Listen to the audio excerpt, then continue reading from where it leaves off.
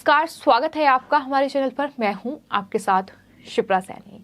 महाराष्ट्र में जल्द ही नया तांडव देखने को मिल सकता है। दरअसल बीजेपी नेता मोहित कंबोज के ट्वीट ने खलबली महाराष्ट्र में मचा दी है, जिसपे उन्होंने दावा किया है कि जल्द ही एनसीपी का कोई बड़ा नेता गिरफ्तार होगा। अब सवाल ये है कि क्या वो एनसीपी चीफ शरद पवार होंगे या फिर अजीत पवार, इसके अलावा या कोई तीसरा नाम होगा। इस पर अभी लगातार सवाल ही बना हुआ है, क्योंकि मोहित कंबोज ने जो ट्वीट किए हैं सिलसिलेवार ढंग से एक के बाद एक कई ट्वीट किए हैं, उसमें उन्होंने दावा किया है कि जल्द ही एनसीपी के बहुत बड़े नेता की नवाब मलिक और साथ ही साथ अनिल देशमुख से मुलाकात होने वाली है। ये वो दो लीडर हैं एनसीपी के जो फिलहाल दोनों अलग अलग मामलों में जेल में बंद हैं। तो ऐसे में वो तीसरा नेता एनसीपी का कौन होगा जो गिरफ्तार हो सकता है, ये फिलहाल लगातार सवाल उठने लगे हैं। आपको बता दें, एनसीपी के दो बड़े नेता नवाब मलिक और अनिल देशमुख पहले से ही जेल में बंद हैं।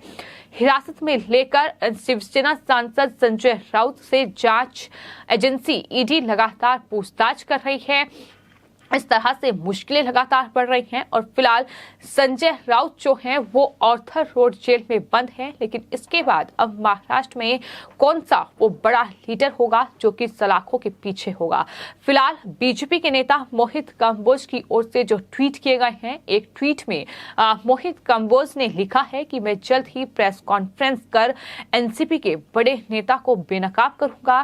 साथ ही साथ उन्होंने लिखा है कि भारत और विदेश में संपत्ति की सूची, बेनामी कंपनियां, गर्लफ्रेंड्स के नाम पर प्रॉपर्टीज, अलग अलग विभागों में मंत्री के रूप में किया गया भ्रष्टाचार, पारिवारिक आय और संपत्ति की सूची, ये 5 पॉइंट हैं जो कि मोहित कंबोज ने अपने एक ट्वीट में लिखे हैं। तो वहीं दूसरे ट्वीट में उन्होंने एक सिंचाई घोटाले का भी जिक्र किया है। ये वो सिंचाई घोटाला है जिसमें जो महाराष्ट्र में एनसीपी के नेता हैं और साथ ही साथ एनसीपी चीफ शरद पवार के भतीजे हैं अजीत पवार, दरअसल वो फंसे हुए हैं और सिंचाई घोटाला मामले की फिर से जांच होनी चाहिए, जिसे 2019 में परमवीर सिंह ने बंद कर दिया था। ये मोहित कंबोज की ओर से ट्वीट किया गया है, जिसमें उन्होंने महाराष्ट्र के डिप्टी सीएम देवेंद्र फडणवीस, इसके अलावा महाराष्ट्र के मुख्यमंत्री एकनाथ शिंदे को भी टैग किया है। तो सवाल ये है कि क्या वो अजीत पवार हैं, क्योंकि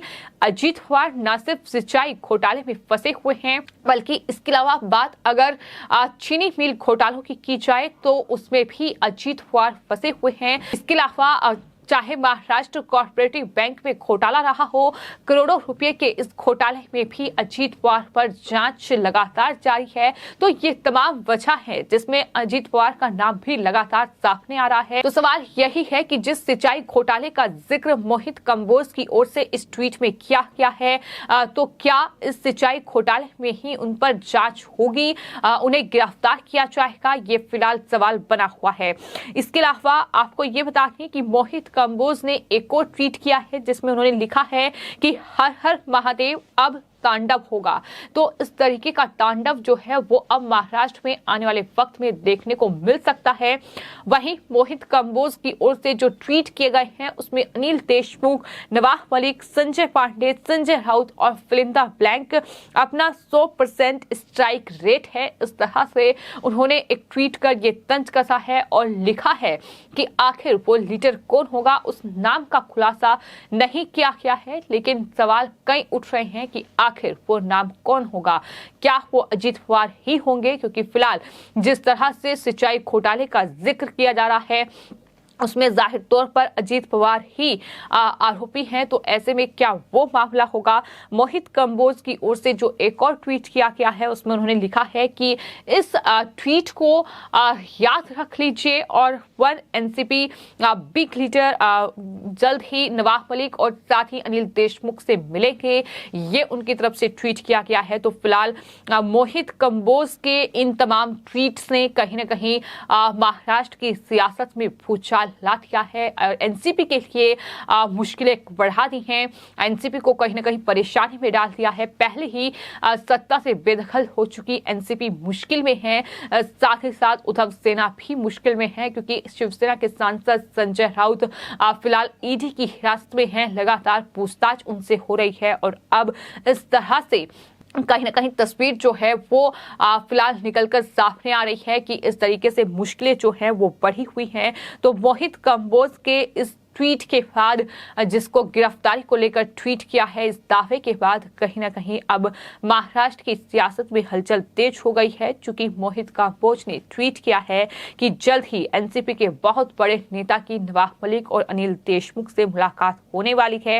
मोहित कंबोज के ट्वीट में नवाब मलिक और अनिल देशमुख का जिक्र किया है, लिहाजा कंबोज के खुलासे को एनसीपी से जोड़कर देखा जाने लगा है, क्योंकि एनसीपी का ही कोई बड़ा लीडर गिरफ्तार होगा, ये दावा उनकी तरफ से किया गया है। फिलहाल वो तीसरा नेता कौन है एनसीपी का जिसकी गिरफ्तारी आने वाले वक्त में होगी, जिसका दावा बीजेपी के नेता मोहित कंबोज की ओर से उनके तमाम ट्वीट में किया गया है और लगातार सवाल उठ रहे हैं। तो ऐसे में कहीं ना कहीं इस सवाल पर भी चर्चा शुरू हो गई है। ईडी कुछ राष्ट्रवादी नेताओं की जांच कर रही है, यानी एनसीपी के कुछ नेताओं की जांच लगातार ईडी कर रही है। ईडी खुद शरद पवार के साथ साथ अजीत पवार से भी पूछताछ कर रही है। सीजे हाउस पुनर्निर्माण मामले में एनसीपी के वरिष्ठ नेता प्रफुल्ल पटेल को भी जांच उनकी चल रही है। पटेल के खिलाफ कार्रवाई की गई है, इसलिए मौजूदा हालात को देखते हुए सियासी गलियारों में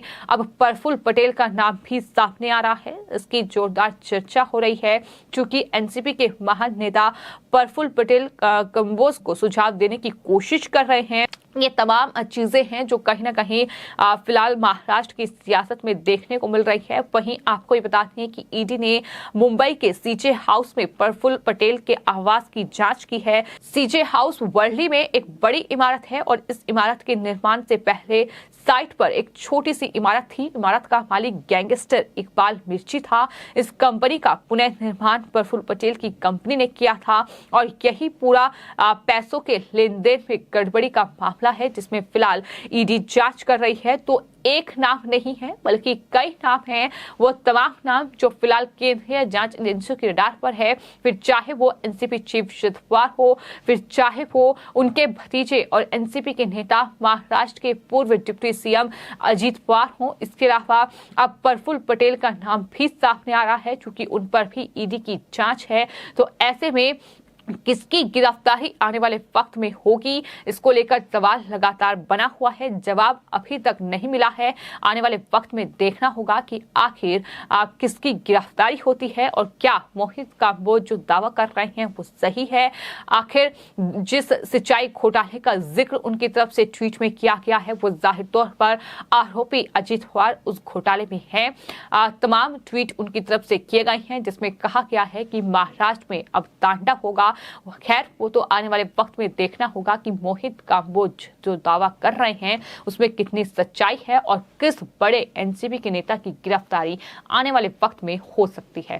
फिलहाल आपकी इस पूरे मामले पर क्या राय है, हमें कमेंट बॉक्स में जरूर लिखें और चैनल को सब्सक्राइब करें। धन्यवाद।